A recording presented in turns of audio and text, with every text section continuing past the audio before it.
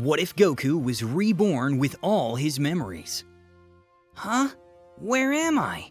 A baby asks after opening his eyes for the first time. He was born just a few moments ago, and as you can see from the title of this video, the baby is Goku. Kakarot, to be more precise. He is in the incubator though. There are so many babies here. Just what is this place? What happened? Goku asks himself. He has no idea what's going on. A few hours later, Goku feels a little drowsy and begins to fall asleep inside the incubator. He enters a half-lucid, half-psychotic state of being. Gradually, he also loses touch of that lucidity and completely falls asleep. Goku remains asleep for the next 3 years. When he finally opens his eyes once again, Bardock and Gine are taking him out of the incubator. What's good? Goku talks. Did you just say something? Gine asks Bardock. No, I thought you did, Bardock immediately responds. They both turn their heads and start looking around, just to make sure they weren't followed. A few seconds later, Gine and Bardock breathe a sigh of relief. Well, I guess the paranoia's catching up to us, Bardock says. Yeah, you bet. But you still haven't told me what's about to happen. Why are we in such a rush to send Kakarot to another planet? At least let me spend a little bit of time with him, Gine responds. Wait, no way. Mom? Dad? Goku talks again, and it just completely freaks them out. It takes them a moment to calm down. Their faces brighten up, and tears swell in their eyes. Kakarot, how did you learn how to talk? We just brought you out of your incubator, Gine asks. Goku giggles and laughs like a child. He doesn't actually know he is reborn, and so he's under the impression that he may be in a dream. Yes, Goku is reborn with all the memories of his previous life, but it's going to take some time and some events before he figures out what's going on. Now, Bardock and Gine would have loved to share a few more heartfelt moments with their son, but unfortunately, they're running out of time. At night, Bardock steals an attack ball. Is something wrong? Goku asks Gine, after noticing the focused and somewhat stressed expressions on Bardock's face. Your father has had a premonition of death. Frieza seems to be planning something. But don't worry about it, son. I'm sure it's just your father being paranoid, she says, and also adds that they'll definitely come for him soon. Hearing this, Goku realizes that he is about to be sent to Earth, and his parents, along with the rest of Planet Vegeta, are all about to be eliminated by Frieza. Goku panics. He asks his parents to come with him, and Gine agrees, but Bardock explains that it's no use. They'll soon be found out because of the Scouters. Bardock looks long and hard at his son. Whoa, you look just like me, son. That's amazing. Come on, look at his eyes. Kakarot is just like me for real, Gine comments. Again, they'd love to share more silly moments like this, but they're running out of time. As Goku nervously asks them to please come with him, Bardock places him in the attack ball. Goku tries to break free, but despite the fact that he knows how to turn into a Super Saiyan and can also Ultra Instinct, Goku's physical body is weak. His power level is just 10. He can't even open up the attack ball. He's too weak. You have to stay alive. Take care, son, his parents tell him, with a gentle smile on their faces. Goku presses his face against the glass as the pod rises up. He looks at them with genuine concern in his eyes. Just then, the pod shoots off the planet and heads straight into space. From now on, whatever happens to us, I hope our sons can find ways to survive, Bardock says, and Gine nods. He puts his arm around Gine as their son's pod disappears into the sky. Afraid and concerned, Goku calls out to them, but falls asleep because of the sleep-inducing effect of the pod. A few days later, Goku's pod lands in Mount Paozu on Earth. The impact of the landing is what causes him to wake up. The pod opens, and Goku gets out. Whew, so it was a dream after all, Goku says. He wipes some sweat off his face, but when he looks at his tiny hands and small size, Goku freaks out. No, it wasn't a dream. This is the point in the story where he begins to hypothesize that maybe he has somehow ended up back in the past. Sure enough, he notices a familiar presence. He knows it all too well. It's the scent of Grandpa Gohan, the man who raised him. Hey yo, what are you doing here all alone, little boy? Grandpa Gohan asks. He recalls how he heard a loud noise and came here to check it out. Immediately, Goku jumps and hugs Grandpa Gohan. Whoa, are you all right, little buddy? Grandpa asks. Yeah, I missed you, Grandpa. I'm so happy to see you again, Goku replies. Hearing this confuses Grandpa Gohan, but he's happy to see the kid smiling so brightly. All right, let's go and get you some clothes, Grandpa Gohan says, and Goku nods. When Grandpa prepares food for our boy, he's visibly surprised by how much Goku eats. I've never seen anyone with an appetite like this. Are you even human? Grandpa Gohan laughs. Nah, I'm a Saiyan who was sent here from Planet Vegeta, Goku immediately replies. This catches Grandpa Gohan off guard, because he was just joking, but Goku wiggles his tail and tells him about how he came on that space pod, which collided on that empty field earlier. I see. And do you have some superpowers that let you read minds? How did you know my name? And why'd you call me Grandpa? Grandpa Gohan asks curiously. Of course, Goku responds, I don't know for sure, but either my consciousness has returned to the past, or I've been reborn with all my memories. Or maybe this is all just a dream. I have no idea. Interesting. That sounds way more complex than anything I'm used to. Grandpa Gohan laughs. Yeah, I'm just glad I can spend time with you again like the good old days, Goku laughs back.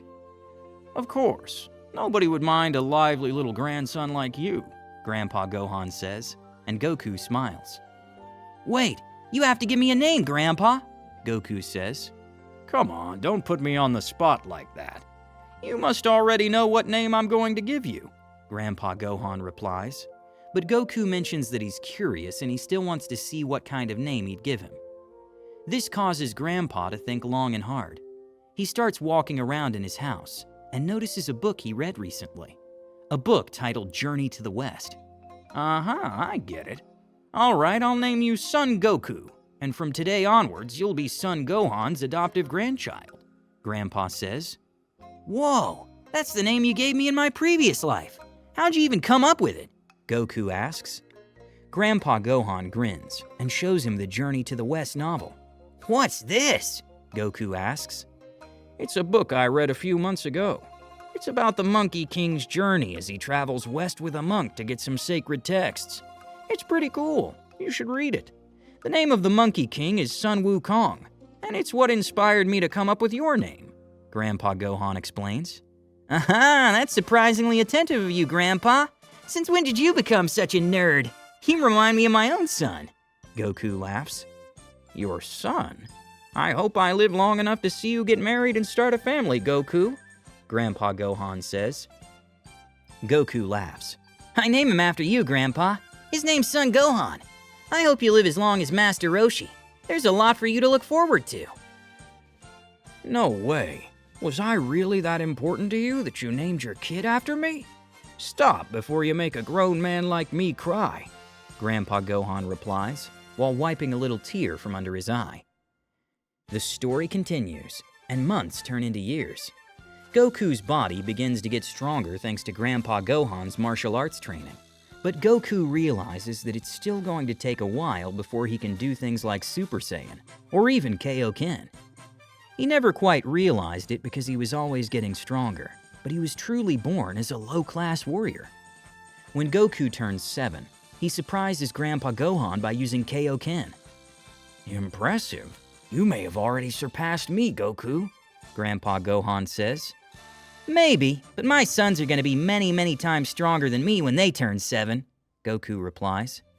From the way I see it, you're going to be quite proud of your sons, aren't you, Goku? Well, boy, let me tell you that I'm also very proud of you. When I was 7, I was eating dirt, and here you are already stronger than me, Grandpa Gohan says, as he pats Goku's head. On that same night, Goku steps out to take a quick leak, and that's when he just happens to see a full moon. It happens. Goku's eyes lock onto the shiny surface of the moon. Suddenly, something stirs within him. His muscles bulge, his bones shift, and he grows massively in size. His groans are loud enough to fill the night. Grandpa Gohan yawns while stepping out to see what's going on. "You all right there, Goku?" he asks nonchalantly. Yes, Grandpa. I got worried there for a second, but it looks like I can control it just fine. Goku's giant ape says, as he gives Grandpa Gohan a thumbs up. "Well, I'm going back to sleep. You're not going to fit inside, so just sleep here in the field. Don't accidentally destroy the house, though.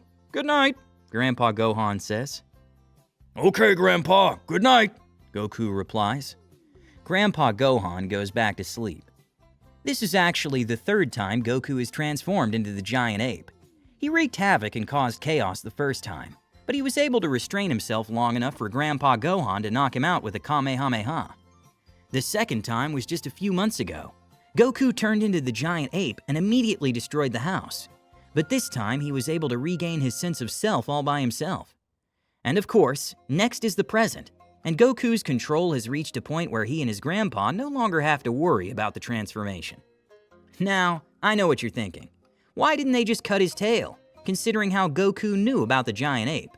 Especially because in the OG story, the one responsible for Grandpa Gohan's death was Goku himself. He transformed into a giant ape, caught Grandpa Gohan off guard, and killed him during his rampage. Well, the answer to that question is pretty simple. Goku wanted to have control of the giant ape transformation because he knew it was possible thanks to his fight with Vegeta. He had also informed Grandpa Gohan about the giant ape transformation beforehand. Years continue to pass, and soon it's Goku's 12th birthday. The two of them have a feast, and Goku comments how he's glad that Grandpa Gohan is still around, still with him. Fast forward to a couple of weeks later, and a certain someone finally arrives. "Aha, it's Bulma! Hey there, Bulma! You're here for the Dragon Ball, aren't you?" Goku asks. "Yeah, that's right, but how did you know? Who are you, a psychic?" Bulma asks back. "Nah, I'm just an old friend. Come inside, I'll introduce you to my grandpa," Goku says. Bulma's confused, but because Goku mentioned the Dragon Ball, she goes along with him.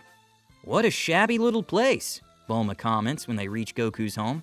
"Grandpa, look, it's a girl! A girl came to our house!" Goku says, as the two of them enter the tiny room.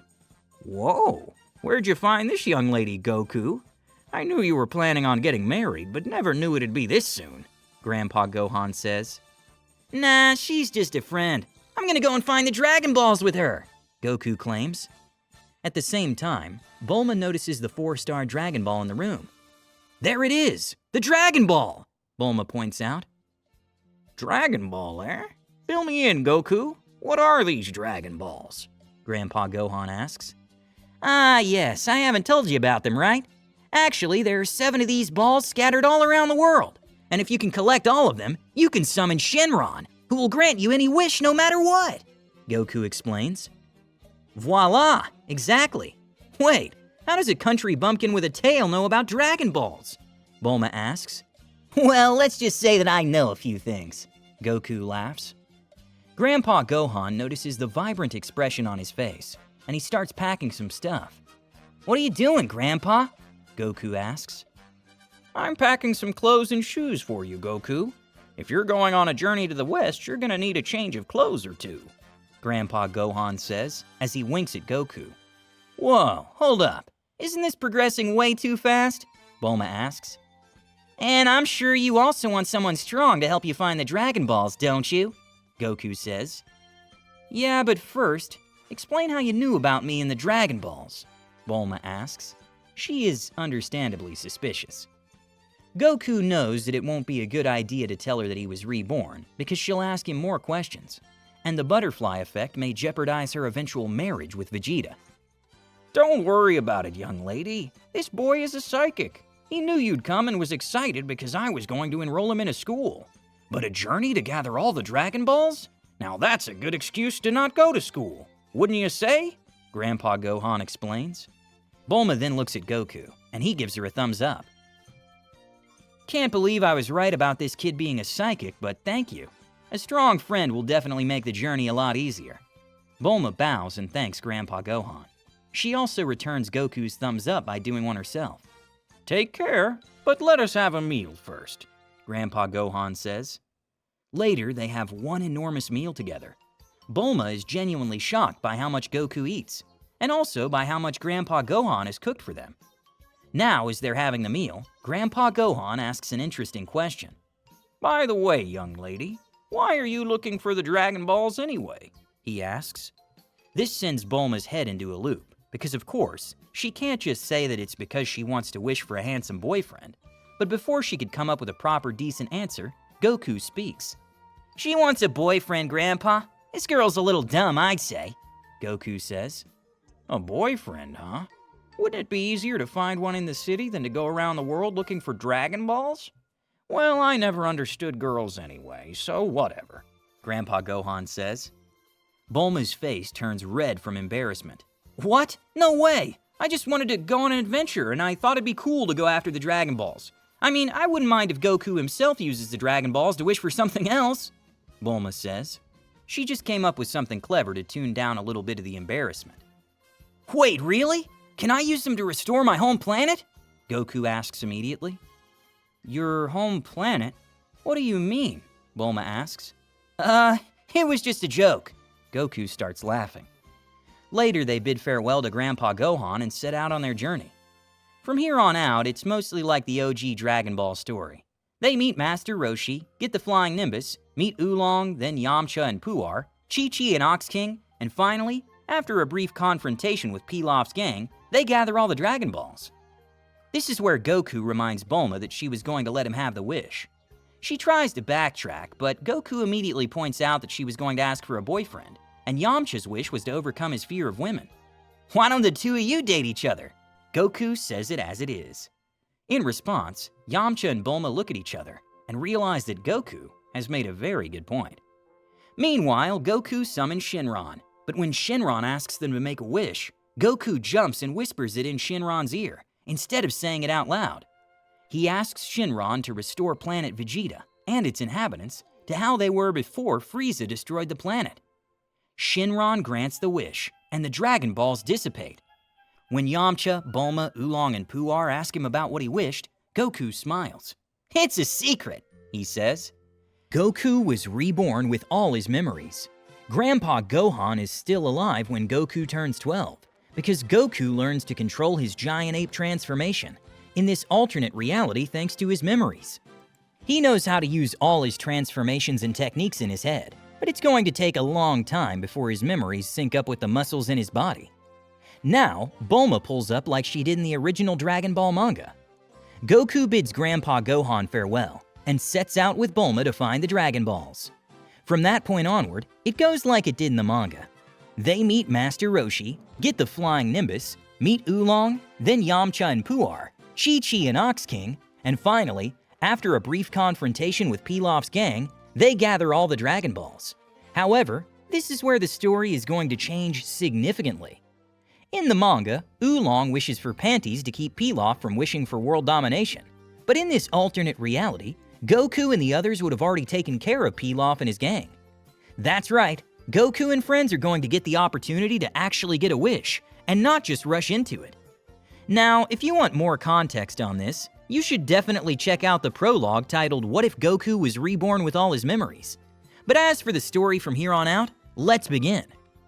After Shenron is summoned, Goku jumps and whispers in the dragon's ear to restore Planet Vegeta, and the inhabitants of that planet to exactly how they were before Frieza destroyed their planet. Just like that, the universe bears witness, as the Saiyans, the mighty warrior race, once again emerge in great numbers. But then again, it's been 12 years since Planet Vegeta was destroyed, so obviously, all of them are going to be quite confused by suddenly reviving along with their planet. Goku's father Bardock and Gine talk about how their son Kakarot must have grown into a fine young man by now. Then we have Frieza, of course. The Frieza Force is going to notice Planet Vegeta's revival instantly, and they'll also make sure to inform Frieza about it. Which is why within 24 hours of Planet Vegeta's revival, Frieza is already informed about it. Vegeta also hears about this and discusses it with Nappa and Raditz. Nappa thinks someone is just playing a prank, but Vegeta knows what would happen if someone tries to play a prank with Frieza. Get real, Nappa. Nobody is stupid enough to joke around with Frieza, Vegeta says. Yeah, but Planet Vegeta was destroyed by Frieza himself. How is it even possible for it to suddenly reappear? Nappa asks. Wait guys, I thought Planet Vegeta was destroyed by a meteor, Raditz questions. Oh, shut up, Raditz, Vegeta says. Raditz stays quiet for the rest of the conversation as Vegeta and Nappa try to make sense of the situation. Eventually, someone from the Frieza Force comes and tells them that all three of them have been summoned by Frieza. Vegeta, Nappa, and Raditz panic, but still try to keep their cool. Once in Frieza's presence, he asks them a very simple question. Do you guys have any idea about what's going on? Frieza asks. About what, Lord Frieza? Nappa asks, because he knows Vegeta would end up biting his tongue if he has to address Frieza as Lord Frieza in this situation. However, Frieza doesn't like Nappa feigning ignorance. He shoots the bald man with a death beam straight in the chest. Vegeta and Raditz are left flabbergasted as Nappa drops on the ground. Keep in mind that they're just teenagers at this point in the story. Anyways, Frieza glares at Vegeta and Vegeta starts talking. Lord Frieza, I assure you that I have no idea why Planet Vegeta just suddenly re-emerged. I've tried making sense of it, but as expected, unless there's a wish-granting genie, every other explanation falls flat, Vegeta declares. That is true. Very well then, I'll personally pay your planet a visit. What do you say, Prince Vegeta? Do you care to tag along on this little trip of ours? Frieza asks. Yes, sir. That would be an honor, Vegeta replies while bowing down. He tries to hold back his tears, but they fall anyway. Frieza then excuses all three of them from his room and asks the navigator to take them to Planet Vegeta. Apparently, it's going to take them 6 months, even if they go full speed. Meanwhile, on Planet Vegeta, Bardock and Guinea realize that they can reach planet Earth in just 2 months. The two of them set out to Earth to see their son. As for Goku, he's training with Krillin at Master Roshi's island, like he did in the original story. He doesn't need the training, but he still wanted to spend his time the same way he did in his previous life. Krillin and Roshi are obviously impressed by Goku, especially when he shows them his Kamehameha. Roshi has a monologue where he admits that he isn't sure if he can beat the little fellow. He says, If my old senses can be trusted, Goku is about 4 times as strong as me. That's somewhat true, because Roshi's power level is 139, while Goku's power level is close to 500. He keeps it hidden though. Now fast forward to 2 months later, Bardock and Guinea arrive on planet Earth. They use their scouters and immediately check for the strongest power level on the planet. This is strange. The highest power level on this planet is barely 139. This is the Earth, right? Bardock wonders. Yeah, this is planet Earth. It seems like a peaceful planet though. Maybe Kakarot never nurtured his Saiyan potential, Guinea asks. That makes sense, but this planet still has its moon. It's been 12 years. There's no way Kakarot didn't transform, Bardock replies. I just hope he made it to this planet. Where are you, Kakarot, my boy? Guinea screams at the top of her lungs. Meanwhile, Goku is eating food at Roshi's island. When Guinea screams, her power level becomes more prominent, and so he becomes able to sense it, even though he was halfway across the world. Roshi and Krillin notice that Goku suddenly stopped eating. What's wrong, Goku? You never stop once you start, Krillin asks. They're here, the Saiyans, Goku replies.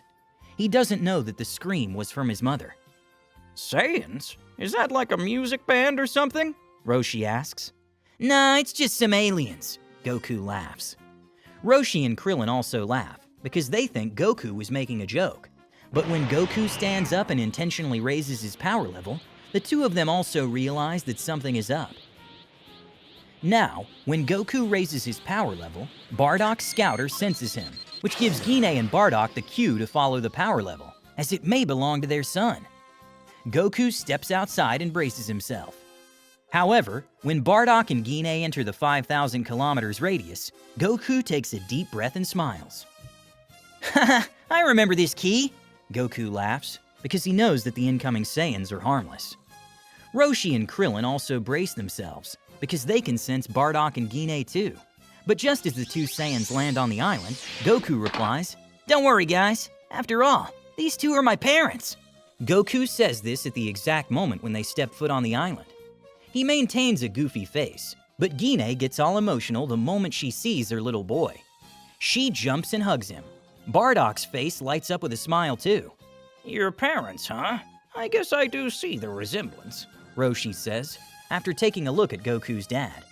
He was going to try and get close to Guinea, but for the first time ever, Roshi stops himself from letting his intrusive thoughts win.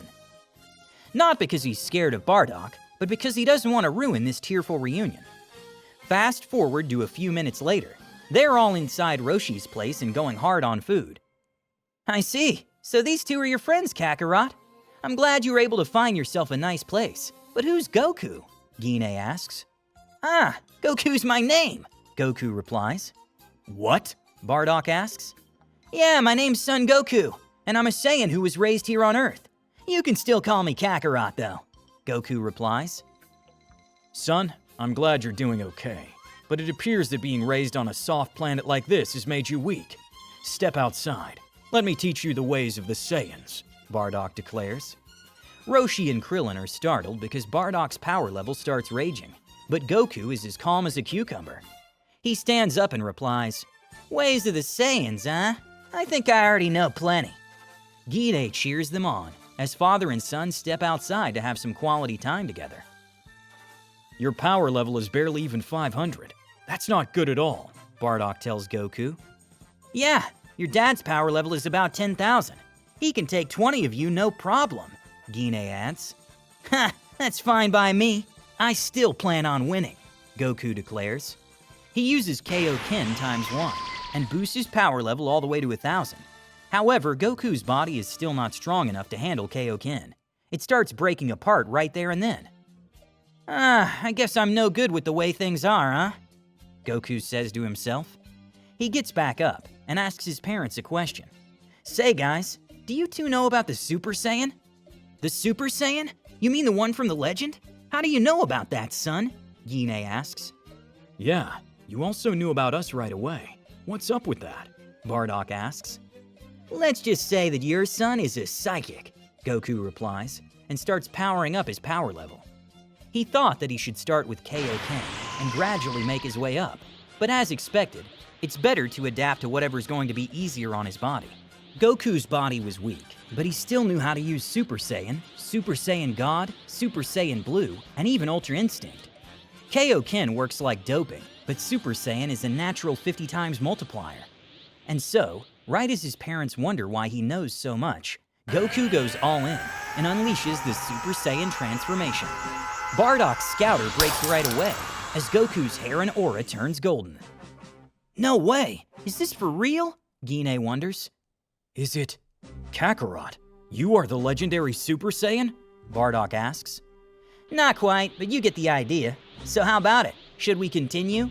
Goku declares, disappears, and reappears right behind Bardock. His speed is incomprehensible, not just to Roshi and Krillin, but also to Guinea and Bardock. Bardock turns his head, but by that time he has already been kicked by Goku. Guinea immediately takes out her scouter and checks Goku's power level, but stops it right at the point where she reads 9,000, so that her scouter won't burst. At the very least, Goku's power level is 9,000, but of course, it's actually much more. We know that Super Saiyan is a 50 times multiplier, so if we assume Goku's power level is 500, then turning into a Super Saiyan took him all the way up to 25,000. As a Super Saiyan, Goku is more than twice as strong as Bardock. However, using Super Saiyan just once syncs Goku's memory with his muscle memory and increases his base power level to 10,000.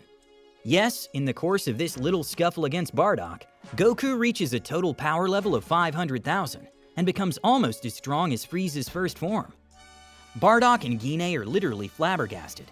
They also unanimously decide to start calling their son Goku from here on out, because why the hell not? He's him! Goku does remind them that it's fine if they call him Kakarot, but no, his parents are now his #1 fans. Now there are 4 months until Frieza arrives on Planet Vegeta. King Vegeta is aware of this, and so every Saiyan on Planet Vegeta is preparing for an all-out war with the Frieza Force. Guinea receives a call from the Saiyan forces about the upcoming battle and gets told to try and return to Planet Vegeta as soon as possible. Guinea explains that it's going to take them 2 months to return to Planet Vegeta, but assures them that they'll be back in time for the battle. Goku was standing nearby, and he realized that he was a bit too naive when he asked Shenron to revive Planet Vegeta and its inhabitants. His parents aside, the majority of the Saiyans are cold-blooded murderers, no different from Frieza. However, Goku also understands that it was him who wished them back, so it's his responsibility to see this conflict through till the end. Guinea explains the call to Bardock and how the Frieza Force will enter Planet Vegeta's atmosphere in 4 months. Goku, on the other hand, walks up to them and asks them to touch his back. They follow through, and with that, Goku uses instant transmission to go to King Kai's planet. King Kai is stunned and speechless, until Goku whispers into his ear about how he was reborn with his memories, and how they used to be super close in his previous life and everything. King Kai isn't sure, but he buys it after Goku shows him the Kaioken and the Spirit Bomb that King Kai once taught him. Bardock and Guinea are also confused, especially when King Kai introduces himself as the King of the Northern Worlds. But why did Goku take them here? It's for 2 reasons. First, to have King Kai locate Planet Vegeta, so that he can drop Guinea and Bardock off using instant transmission. And the second is to train with King Kai and toughen up his body, so that he can go further than just the Super Saiyan transformation. Sure enough, King Kai shows him Planet Vegeta's energy, and Goku drops Guinea and Bardock there. He then bids them farewell, and tells them they'll see each other again soon. Now Goku trains with King Kai for 3 months, and his base power level increases from 10,000 to 100,000. If he goes Super Saiyan now, his power level would be 5 million, but it's not about the power level. It's about syncing his memories with his muscle memory. After those 3 months, Goku uses instant transmission and goes back to Earth. He goes to Capsule Corporation and asks Dr. Briefs to make him a gravity room, where he can train at 500 times Earth's gravity. Dr. Briefs calls the security, but thankfully Bulma shows up and explains that Goku is her friend. Anyway, the training room was going to take 1 week to build. Goku takes off to a rainforest and spends the week in his Super Saiyan form. Kinda similar to how he spent the 10 days before the Cell games in the original story. This week helps in allowing Goku to fully realize the Super Saiyan transformation. Following this, Goku spends 20 days training in the gravity room at 500 times Earth's gravity. He becomes much stronger, and his base power level becomes 1 million. Now, after these 20 days, only 3 more days are left until the fateful day when the Frieza Force is going to attack Planet Vegeta again. Goku smiles. He knows that he can destroy Frieza easily in any scenario. But just for the fun of it, he goes to the lookout, makes friends with Mr. Popo and Kami, and asks for permission to train in the hyperbolic time chamber. He then spends 2 days training in the chamber. 2 days means 2 years, and this is where Goku truly syncs his memories with his young body. By the time he comes out of the chamber, his base power level is 120 million. That's Frieza's power level at 100%, and Goku is already at that level in his base. If he uses Super Saiyan, it becomes 50 times more. And just imagine if Goku decides to go even beyond Super Saiyan. It won't even be a fight. It'd just be a monkey taking out a half-empty bucket of trash. Alright, so Goku exits the time chamber and decides to have some food. He's chill because there's still 24 hours till Frieza's expected arrival, but little did he know that Frieza is already in Planet Vegeta's orbit. Yes, the Frieza Force managed to arrive a full day earlier than expected. The war has broken out, and unlike the last time where he just nuked the planet, Frieza and his force decide to take their time. He personally starts killing Saiyans with his own hands, and also publicly humiliates King Vegeta by stepping on the king's face. Vegeta is also there, and his blood fumes, but he can't do a thing about it. Going back to Goku, he's chewing and munching on his food when King Kai contacts him telepathically. Goku, what are you doing? Frieza's already started killing your people, King Kai tells him. What? Goku replies. He instantly understands that it's his fault for thinking that everything would happen on time. He immediately uses instant transmission to go to Planet Vegeta. In the meantime, Bardock hits Frieza with an energy blast. What the hell are you doing, you filthy lizard? That's our king you've got right there, Bardock declares. The other Saiyans repeat the same line, but it just drives Frieza even more mad. He points his finger at Bardock and fires a death beam. Conveniently, Goku uses Bardock's energy to get to Planet Vegeta ASAP. He appears and slaps the death beam away. Everyone is shook, but Goku doesn't even waste any time.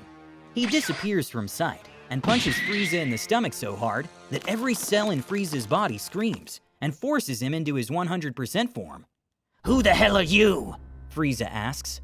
A Saiyan raised on Earth, the legendary warrior with a pure heart awakened by rage. Son Goku, the Super Saiyan, Goku declares as he transforms into the Super Saiyan.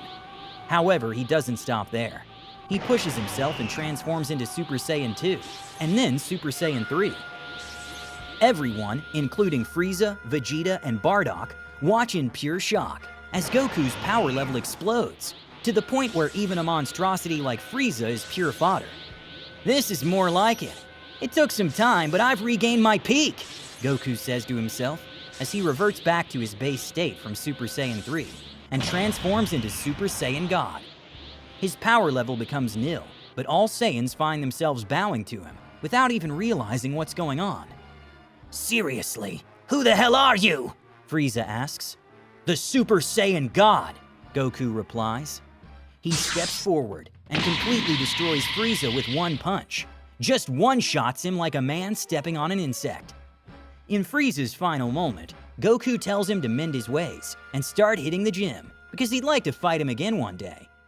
In the aftermath of this legendary battle, King Vegeta steps down to the throne, and Goku is hailed as both their god and their king.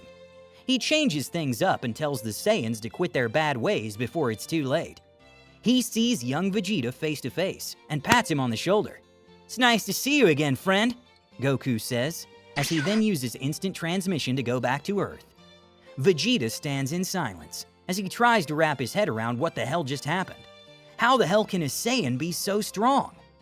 And there you have it, guys. This was the second part of our What If Goku Was Reborn with All His Memories, and it also serves as the finale of the Saiyan saga.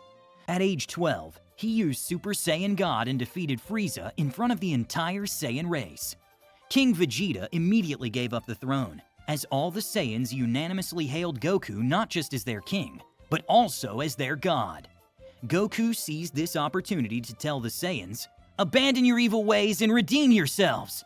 This is my one and only order as your new king. Disobey it and you will feel my wrath. That is all." He then also came face to face with young Vegeta. Goku patted him on the shoulder and said, "It's nice to see you again, friend." Then, as Vegeta stood in silence, Goku uses instant transmission to return to Earth. Vegeta was left wondering, how the hell can a Saiyan be so strong? King Vegeta walks up to him. "What do you think, son? We're no longer the royal family of this planet," he says. "Does that even matter? There's a Saiyan alive who is strong enough to one-shot Frieza, and I'm pretty sure that Saiyan was younger than me. Is this a dream?" Vegeta says. "No, son, it's reality. He said his name was Son Goku, right?" King Vegeta asks. "Yes, he said his name was Son Goku, and he then told Frieza that he's the Super Saiyan God," Vegeta replies. King Vegeta nods. He then stands before all the Saiyans still present at the scene and addresses them. "Listen, I say this not as your former king, but as a fellow Saiyan. To commemorate this glorious victory over Frieza, how about we rename our planet in the honor of the man who defeated Frieza? Our new king, Son Goku!" Everyone cheers. Both Bardock and Guinea smile as the planet is renamed Goku. "Are you sure you don't want to tell everyone that it was our son?" Guinea asks Bardock. "No, this is all right. He introduced himself as Son Goku after all," Bardock replies. Back on Earth, Goku appears at Kami House. "Hey guys, I'm back!" he shouts as he walks through the door. Krillin looks up from his training. Goku, where have you been? You just vanished. Master Roshi adjusts his sunglasses. Welcome back, Goku. You look like you had fun. What happened? Come on, tell us. Goku grins. "You'll never believe what happened." Haha, knowing you, anything is believable. Krillin replies. "Well, I went back to my home planet and defeated a really strong guy named Frieza," Goku replies. Frieza what? Roshi asks. "So Frieza is this galactic overlord who's in the business of colonizing and selling planets. He thinks of himself as the emperor of the universe, but I took him down in one punch, Goku replies. Honestly, I still haven't come to terms with the fact that you're an alien, Goku, Krillin adds. Yeah, it took me a while too, Goku replies. What do you mean? It felt like you already knew your parents were coming, Roshi asks. Haha, don't think much of it, Goku replies and starts eating all the food on the table.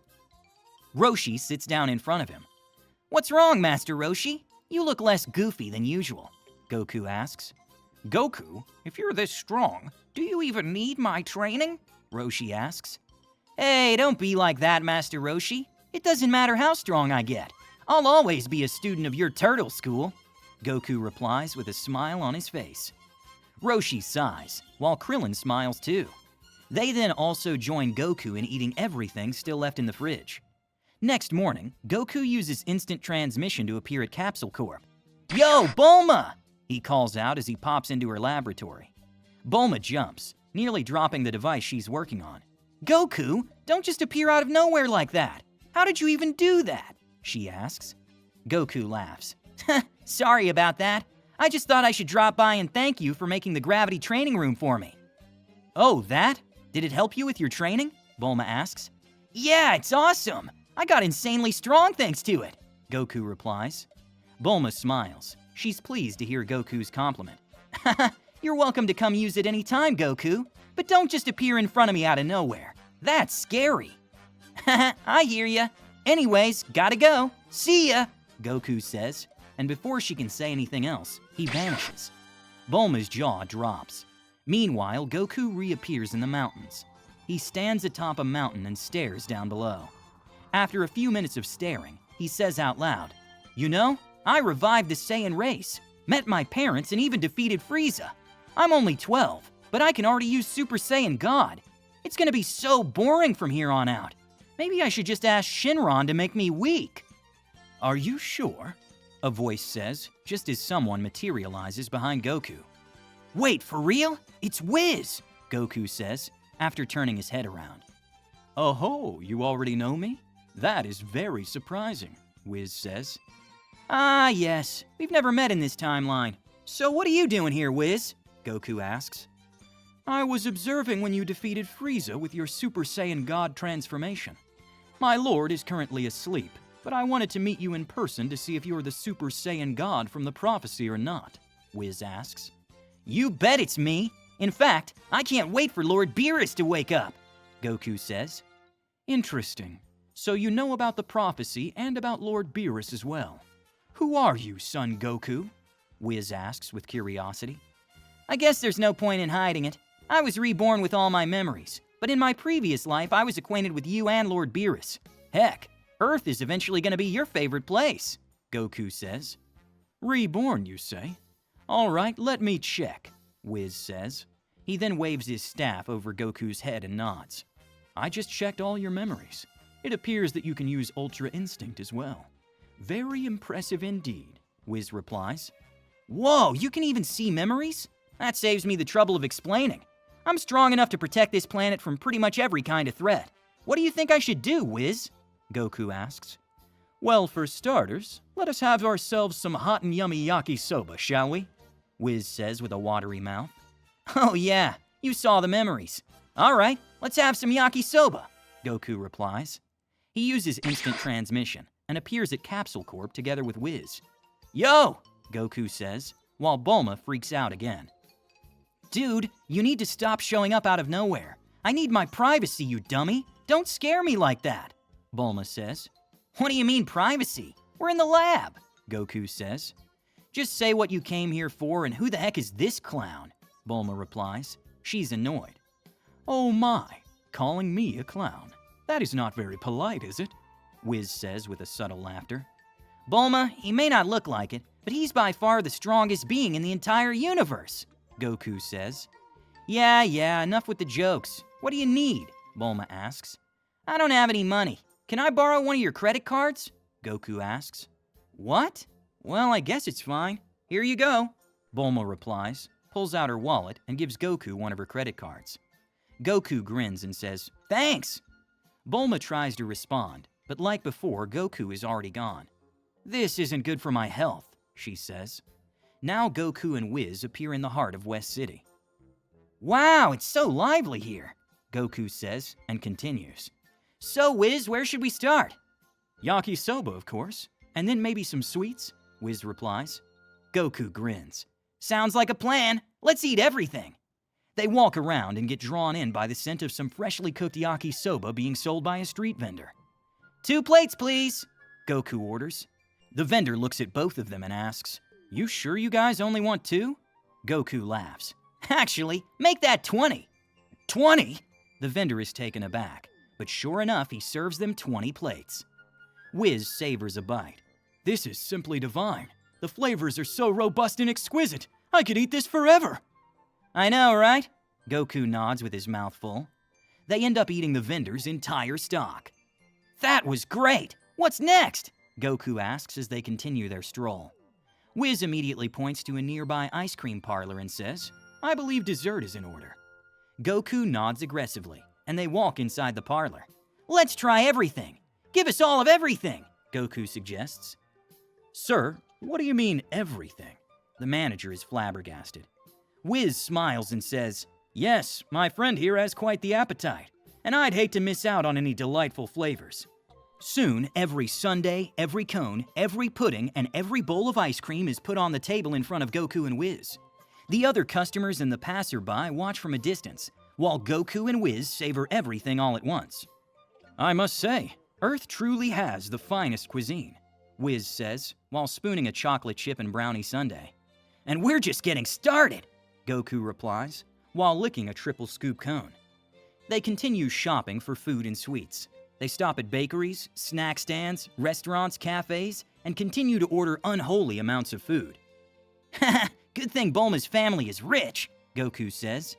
Meanwhile, back at Capsule Corp, she receives a stupid number of transaction alerts on her phone. Whoa, she says while scrolling through the alerts. Yakisoba for 50,000 zenny? 1 million zenny at the ice cream shop? 500,000 zenny at Sushi Heaven? 200,000 zenny at Taco Yaki Town? 750,000 zenny at Dessert Dynasty? 350,000 zenny at Pizzazz? Bulma stops and breathes for a second and sighs. The notifications just don't stop. I give up. Back in the city, Goku and Whis relax on a park bench. I must thank you for this delightful day, Whis says. Haha, it was fun, wasn't it? Goku smiles. It was indeed. Very well then, excuse me, Goku. I'll be heading back now, Whis says. Huh? Already? Come on, spend a few days here. I was planning on asking you to spar with me for a little bit. Goku replies. I'm afraid we'll have to postpone that for another time. As an angel, it is my job to be with Lord Beerus, Whis states. Yeah, but isn't he asleep? Goku asks. That doesn't change what I have to do, Whis replies. All right, I'll just come to Planet Beerus myself next time, Goku says. Well, make sure to bring enough snacks and sweets, and then I'll think about sparring with you, Whis replies and vanishes. Goku looks at the credit card and wonders. Maybe I should give it back, huh? He flies to Capsule Corp and goes inside. Bulma, your friend is here, Bulma's mother, Mrs. Brief, calls out to her. Okay, she responds, and soon walks out of her lab. Hey, Bulma, I didn't suddenly appear in front of you like last time, Goku says. Yeah, thanks for using the door this time, Bulma says sarcastically. Then she pulls out her phone and shoves it in Goku's face. But what the hell's this? Do you have any idea how much you spent today? Goku scratches his head while looking at Bulma's phone. Oh wow, that's a lot of numbers. 10 million zenny, Goku! 10 million! That's way more than my monthly allowance, Bulma says, while waving her arms frantically. She then continues. Were you trying to eat the entire city? Well, Whis and I were really hungry, Goku says politely. Sorry, Bulma, I didn't know it would be that much. Mrs. Brief is watching the whole scene while watering her plants. She smiles and says, Oh my, did you two have a nice food tour of the city? How wonderful. Mom, this isn't funny, Bulma says, but Mrs. Brief just continues smiling. Now, dear, you know your father and I always say you should treat your friends well, Mrs. Brief says cheerfully. She then continues, Tell you what, I'll just raise your monthly allowance to 20 million zenny.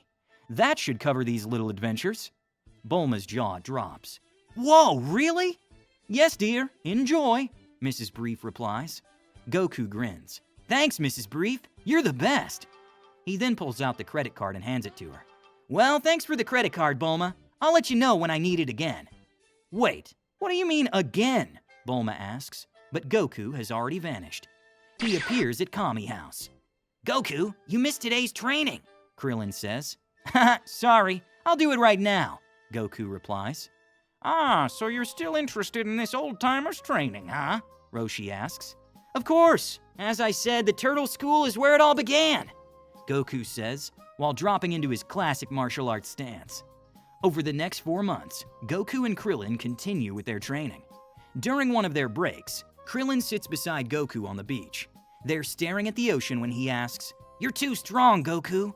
Even though we're doing the same training, I can tell the difference between us. I guess alien blood is different, huh? You know, Krillin, it's not always about getting stronger. Sometimes it's about remembering where you came from, Goku replies. You sound like an old man, Krillin replies. Soon the 4 months pass by, and it's time for the 21st World Martial Arts Tournament. Goku, Krillin, and Roshi arrive at Papaya Island and reunite with Bulma, Yamcha, Oolong, and Puar. Goku! Krillin! Bulma waves at them. Hey, Bulma! Goku smiles. He then looks at Yamcha and asks, Yamcha, are you competing too? You bet I am! Yamcha strikes a pose. Meanwhile, in a secluded corner of the preliminary area, 2 interesting individuals are seen observing everything.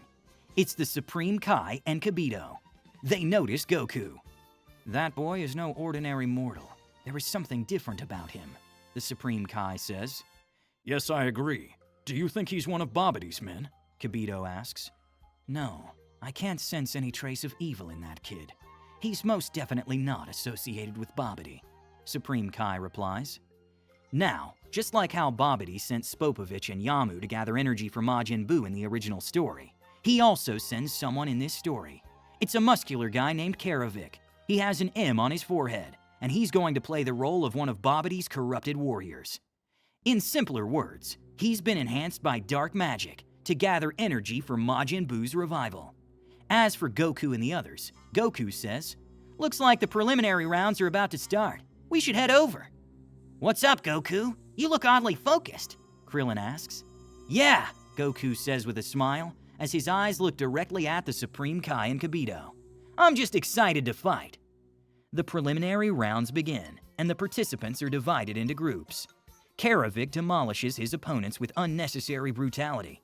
The Supreme Kai knocks them out with aura alone, and the same goes for Kibito Kai. Whoa, I'm glad I'm not in the ring with any of those guys, Krillin says. You can say that again, Yamcha adds. Well, if you guys win the preliminaries, you may end up fighting one of them. Good luck, Goku laughs. Krillin and Yamcha also pass and qualify for the main tournament. And among the others who pass, we have Nam and Bacterian. Then it's Goku's preliminaries, and as fate would have it, Jackie Chun ends up in the same preliminaries as him. They defeat everyone else, and then it's Goku versus Jackie Chun. All right, bring it on, Master Roshi, Goku says. It's Jackie Chun, young man, Roshi replies. Oops, Goku says. They fight, and Goku controls his ki so that he can have a good fight with his master. It lasts 10 whole minutes, until Jackie Chun personally concedes. As expected, I'm no longer a match for you, Goku, Roshi says, while taking off his Jackie Chun persona. Krillin and Yamcha are taken aback by this while Goku just smiles. The preliminaries end, and the 8 contestants who get to participate in the main tournament are Karavik, Shin, Kibito, Krillin, Yamcha, Nam, Bacterian, and Goku. It begins. Ladies and gentlemen, our first match of the 21st World Martial Arts Tournament is going to be Shin versus Bacterian, the announcer says. Bacterian walks into the ring, while stinking all over the place. He hasn't bathed in years, and smells terrible. Haha, no one can handle my smell, Bacterian says. The Supreme Kai just smiles. When Bacterian's awful smell reaches him, he simply creates an invisible shield around himself. What? Why aren't you gagging at my smell? Bacterian asks.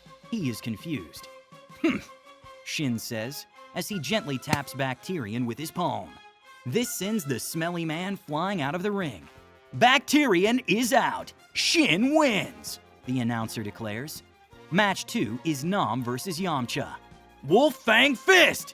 Yamcha attacks first with his special move, because he already knew that he won't be able to win a battle of attrition against Nam. But unfortunately for him, Nam blocks his attack. You fight well, Yamcha. Yamcha continues, but Nam also continues to dodge. Nam then jumps high in the air. This is my special move. Cross-arm dive! He says, while attacking Yamcha from up above. Yamcha is knocked out. Nam wins by knockout, the announcer declares. Match 3 is Goku versus Kibito. Who are you? You're no ordinary kid. Kibito asks out of pure curiosity. Don't mind me, Goku replies. The fight starts, and both of them trade powerful punches. The entire arena shakes. What's wrong? Why are you not using your full power? Goku asks Kibito. I have my reasons, Kibito replies. Is it because you're afraid you'll end up contributing to Majin Buu's revival? Goku asks, while looking directly at Kibito. I see. So you're with Babidi after all, Kibito replies. He dashes toward Goku to finish him off, but Goku uses Super Saiyan for a split second and knocks him out. Finally, there is the fourth match of the quarterfinals. It's Krillin versus Karavik. As soon as Karavik steps into the ring, everyone feels uneasy. The evil M on his forehead starts glowing. I'll crush you, little man. Karavik laughs. The fight starts brutally. Karavik slams Krillin straight into the ring and makes a crater. Krillin tries to get up, but he stumbles. That felt unreal. How the hell am I gonna fight this guy? Krillin says to himself. He somehow manages to stand straight again, but Karavik then hits him with a series of brutal punches. The crowd gasps and falls silent as Krillin is beaten senseless. Krillin, please! You have to give up! Bulma calls out to him from the audience. The Supreme Kai and Kibito watch intently. He's one of Babidi's goons. We need him to take us to Babidi's hideout, the Supreme Kai states. But just then, without anyone noticing, Krillin starts powering up. Whoa! For some reason I'm brimming with energy! What's this power? Krillin thinks. The Supreme Kai looks at Goku, whose ki is flowing into Krillin. Karavik comes in for another attack, but Krillin dodges easily, which catches everyone off guard. Unbelievable! It looks like Krillin isn't out of the game yet, the announcer states. Krillin takes a breath and thinks to himself. With this amount of energy, I feel like I can even pull off a Kamehameha! Karavik comes in for another attack, but Krillin spins around and starts saying the golden words. Kamehameha! The blast hits Karavik and launches him out of the ring. Krillin wins. The crowd is left speechless. Hold on. You're telling me that even Krillin can use Kamehameha? Roshi is impressed. Way to go, Krillin! I knew you had it in you! Goku shouts. Haha! Krillin rubs his own bald head. Next, it's time for the semi-finals. First, it's Goku versus Shin. The two of them take their positions in the ring. Kibito told me something interesting. You seem to know about Majin Buu, Supreme Kai asks Goku. Goku smiles. Hey, I was wondering when you'd bring that up. Who exactly are you, Son Goku? Shin asks. Let's get started with our fight. I'll answer your questions later, Goku replies. He then launches forward with incredible speed. The two exchange punches and kicks, but don't exert too much force. Your power, it's extraordinary for a mortal, Shin says while blocking Goku's kick. You haven't seen anything yet, Goku replies. The Supreme Kai creates an energy barrier, but Goku bypasses it as naturally as he breathes and lightly kicks Supreme Kai. He then leans in closely and says, Don't worry about Majin Buu. Even if he's revived, I can handle him. You speak as if you've faced him before, Shin asks. He's taken aback. Maybe I have, Goku replies. However, he suddenly stops and points up in the air. Look, he tells the Supreme Kai. Karavik is seen flying away at high speed. He's heading to Babidi's ship. We have to follow him, Shin says. He immediately takes off after Karavik, and Kibito also follows them. Goku stands there for a moment and scratches his head. Well, I guess I'll leave the tournament to Krillin, he says to himself. He then looks at Krillin and says, Sorry, Krillin, something came up. With that, Goku also takes off and follows them. They follow Karavik to a rocky wasteland, where Babidi's ship is hidden. This is it. Babidi's ship is underground, Supreme Kai says. So it seems, Kibito adds. But before either of them could say anything else, Goku yells, "Hey, Babidi, come on out!" What are you doing? This is no time to play around. Kibito says, just as the ground rumbles and the entrance to the ship opens. Well, well, what do we have here? The Supreme Kai himself has come to visit. Babidi appears and says. Dabura is seen standing right next to him.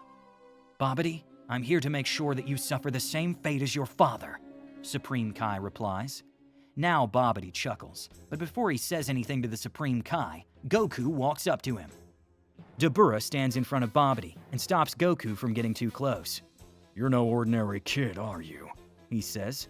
That's right, Goku replies, goes Super Saiyan God for a split second, and slams Dabura into the ground.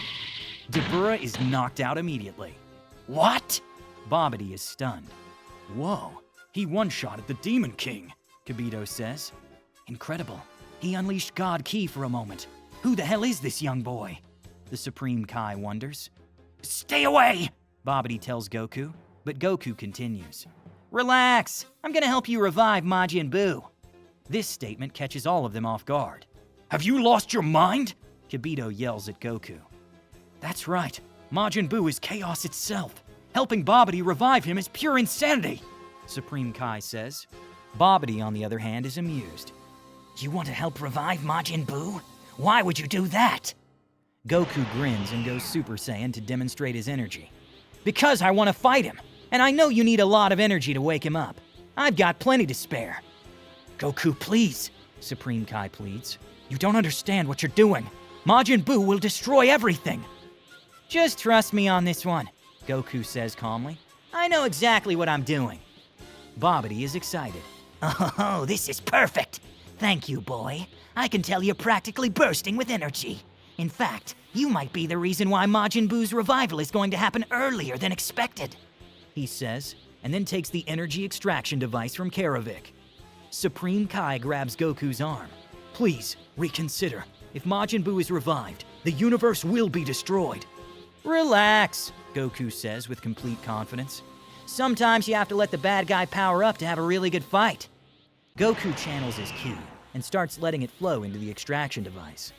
The Supreme Kai and Kibito watch in horror, while Babidi watches in surprise as Majin Buu's ball starts pulsating.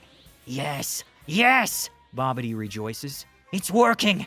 After so many millions of years, Majin Buu will return! Steam begins pouring from Majin Buu's ball, and it starts cracking. The ball bursts open with a massive explosion of pink smoke, and just like that, Majin Buu emerges. Look what you just did. You let a supervillain loose, Kibito says. This is insane. The Supreme Kai facepalms. Oh, no, this is perfect! Majin Buu, please kill all these guys! Babidi declares. Nah, you're not needed anymore, Babidi, Goku declares. He shoots Babidi with an energy blast and kills the wizard on the spot. He then turns to Buu. Hey, Buu, I'm the one who woke you up. Wanna have some fun? Buu turns and looks at Goku with curiosity. You wake Buu up? You wanna play with Buu? The Supreme Kai and Kibito Kai are left speechless as they see Goku casually talking to Majin Buu as if they're friends. You wake up, Buu! You wanna play with Buu? Buu says, while looking at Goku with great curiosity. Haha, we're gonna play, Goku replies with a smile on his face.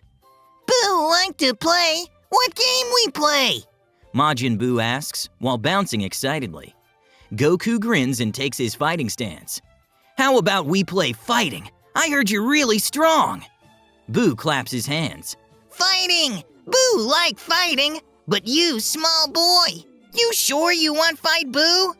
Yup, let's do it, Goku replies with a thumbs up. The Supreme Kai steps forward. Goku, this isn't a game, he says with panic in his voice. Don't worry, everything's under control, Goku replies, while winking at the Supreme Kai. Buu throws the first punch by stretching his arm beyond normal reach. Goku dodges it with a backflip and lands on a nearby rock. Whee! You fast! Buu giggles and launches himself like a pink missile at Goku. Goku disappears from sight and appears behind Buu. You're pretty quick yourself. He throws a light punch that Buu absorbs into his belly. The impact of the punch makes a boing sound. Boo's whole body jiggles like jelly. That tickles. Boo laughs. His body shape reverts back to normal, and he says, Now Boo turn you into candy. "No, not the candy beam!"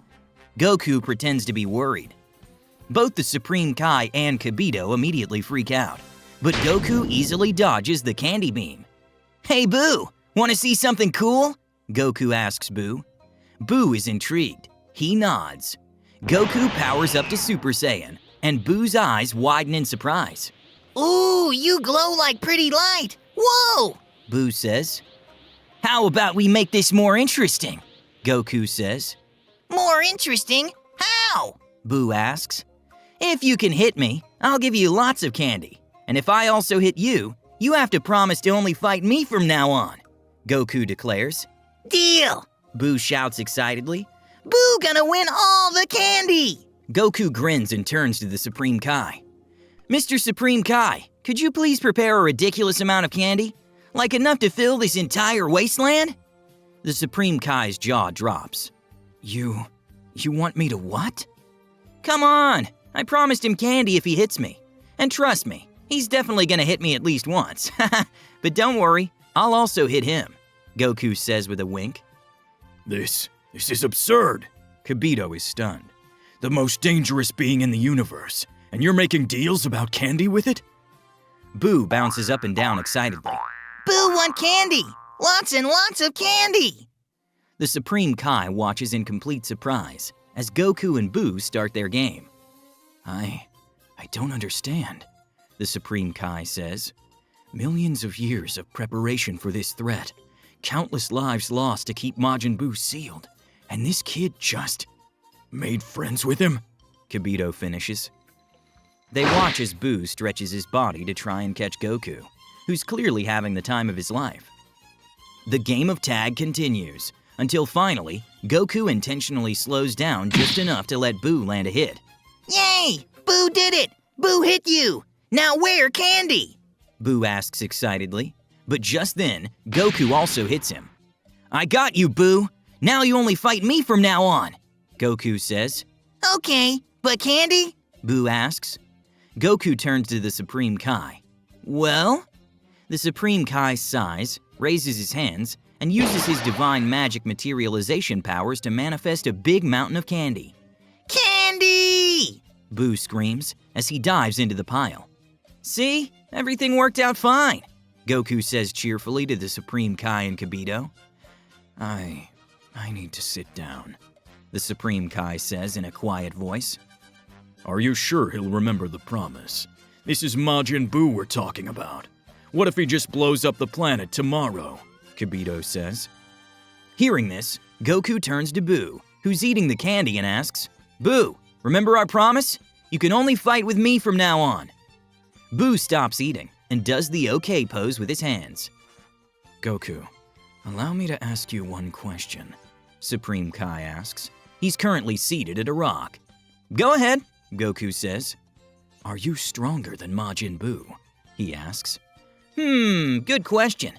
A proper fight with Majin Buu will be rough on this body," Goku says. "Would you lose?"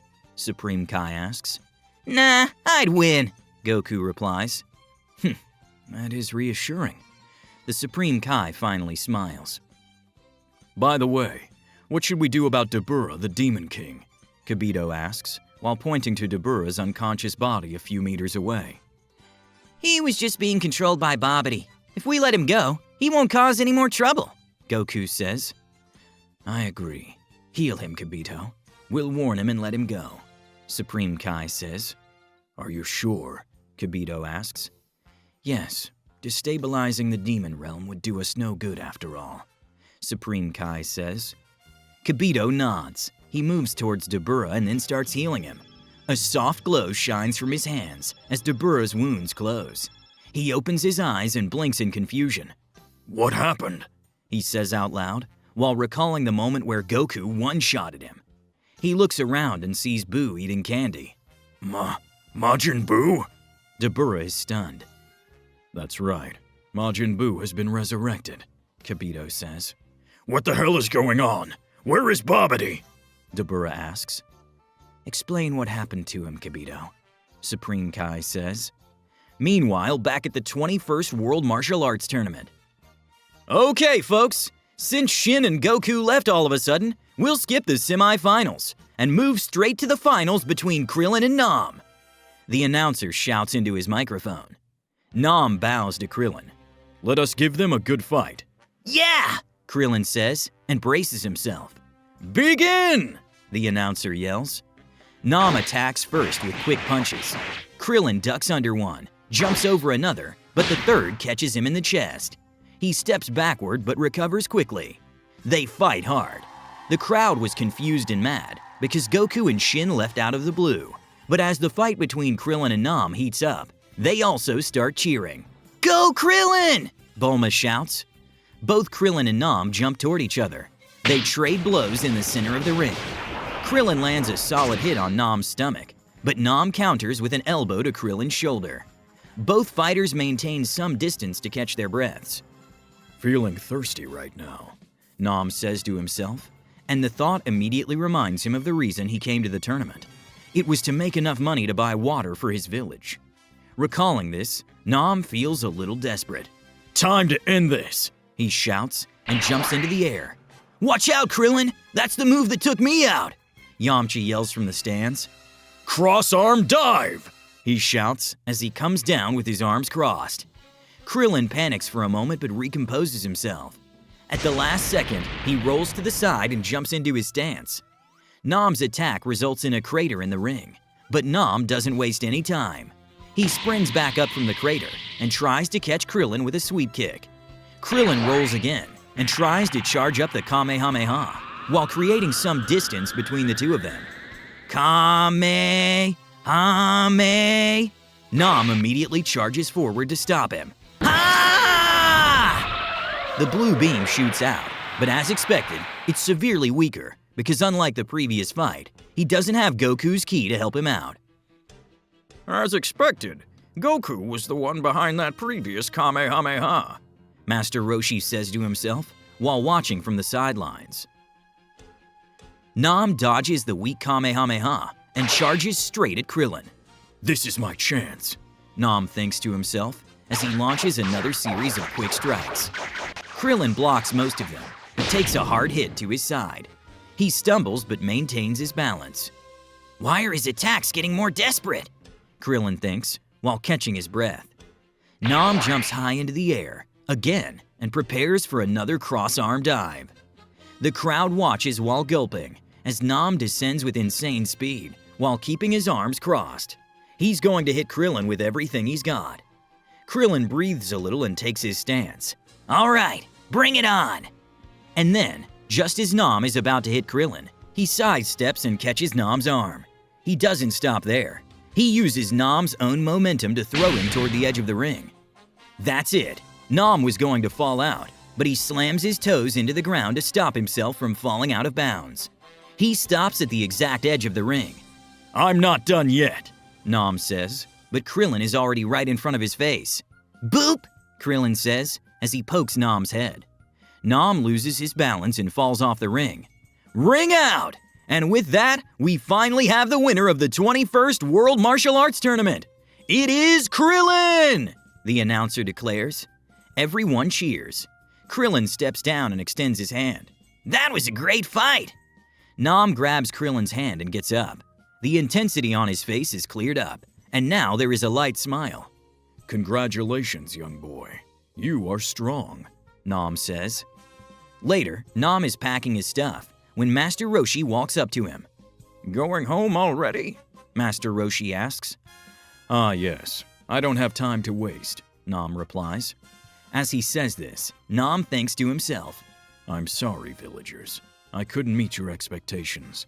I won't be able to bring back any water. Master Roshi calls out to him again. Hey, Nam, take this with you, and throws a capsule. Nam looks at the capsule. This is a capsule, but why?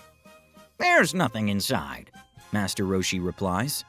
Nam looks confused, and so Master Roshi states, if you fill it up with water, you'll be able to take home as much as you want.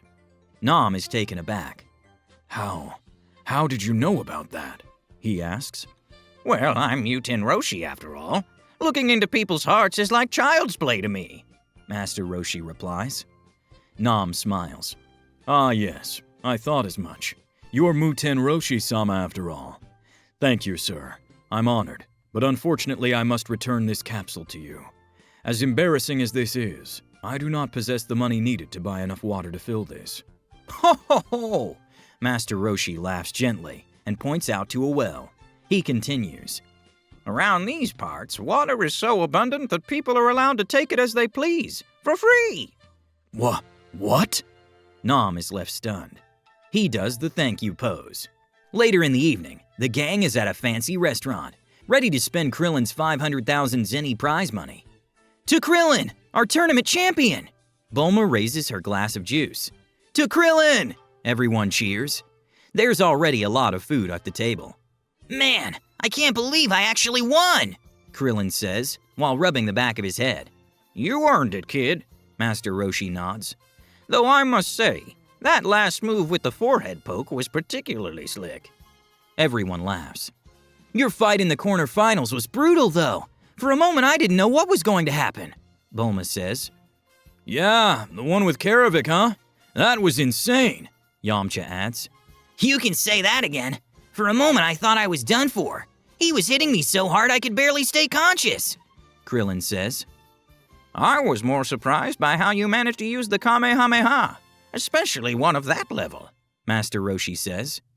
Yeah, that was random, Krillin says. I just suddenly had the energy to pull it off. What do you think, Master Roshi? I bet Goku had something to do with it. Goku, huh? Master Roshi thinks to himself, as he recalls Krillin's first Kamehameha in his mind. Speaking of Goku, where is he? I can't believe he straight up ditched the tournament and went with those weird-looking guys, Bulma says. Well, wherever he is, I bet he's all right, Krillin replies.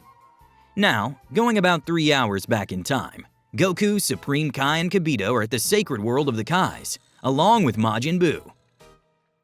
Dabura went back to the demon realm on Babidi's ship. Are we certain it was wise to let him go so easily? He is the Demon King after all, Kibito asks. Yes, Dabura may be evil, but he is still the king of the demons. Now that he's freed from Babidi's control, he likely realized how he was being manipulated. For now, we'll observe.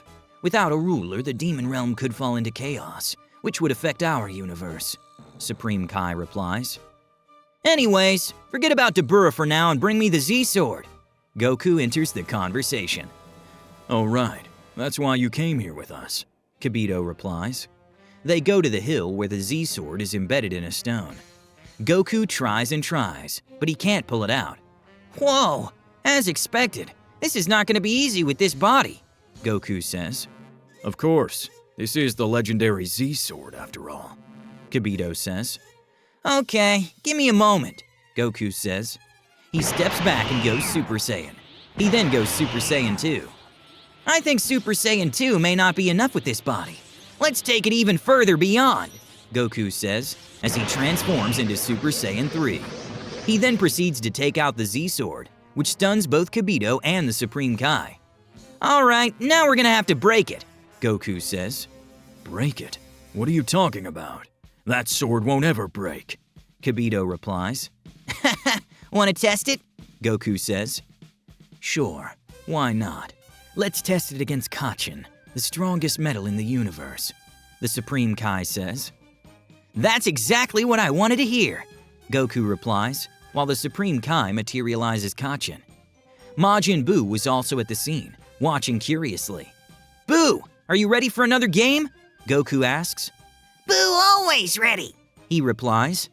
Perfect. I want you to take this giant cube and throw it at me, Goku says.